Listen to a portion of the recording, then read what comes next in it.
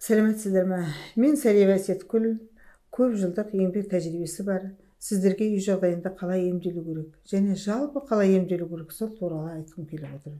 Бүгінгі видеомда айтайын дегенім, мысалы, бірінші баладан кейін екінші бесплодия бізде көп кездеседі. Бірінші баланы аман-есен туды, бірақ екінші баланы көтере алмай қалады. Ондай жағдайда көп жағдайда, мысалы, инфекция әсер етеді. Инфекция. Әрине, инфекция дегенде таза жүрміз ғой дейді. Таза жүргенге байланысты емес. Ер азаматтар кейде көлденең жүріп қояды. Басқа бір инфекциясы бар әйелмен кездесіп қояды.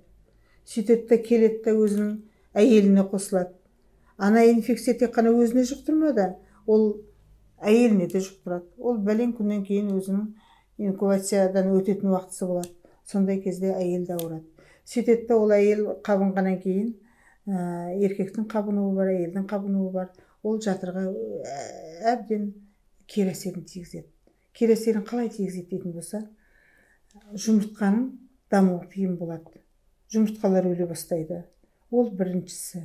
Ал екіншісі, жатырдың ішінде қабынған пайда болады, ірің пайда болады, жара пайда болады, эрозия пайда болады. Одан бөлек тағы да жатыр түтікшелері, жаңағы жатырдың түтікшелері, ұрық жүретін түтікшелері қабынғандықтан жабылып қалатын жағдайлар көп болады.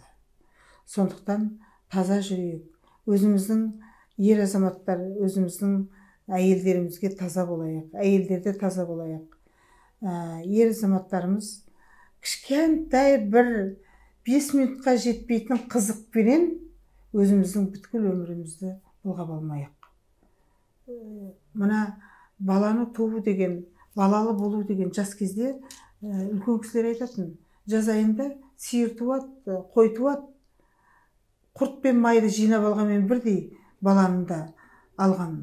Жас кезде сол құрт пен майды жинап алғандай қылып жастар сөйтіп босану керек, жас кезінде босанып туып алу керек деп айтады.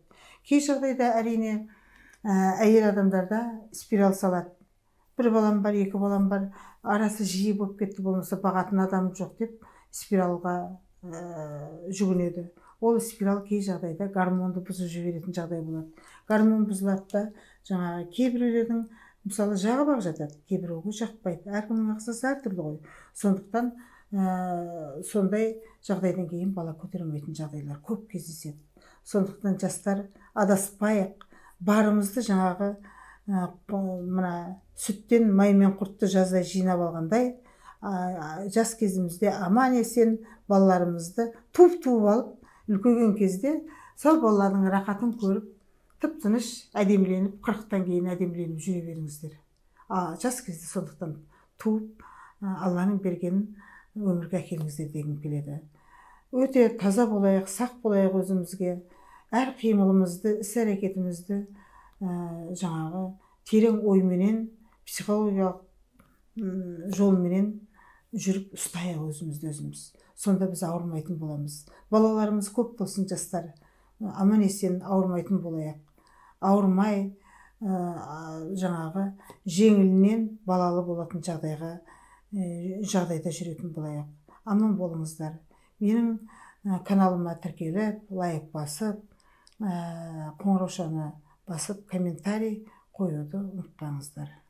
Комментарий жазуды ұмытпаңыздар. Мен сіздермен біргемін.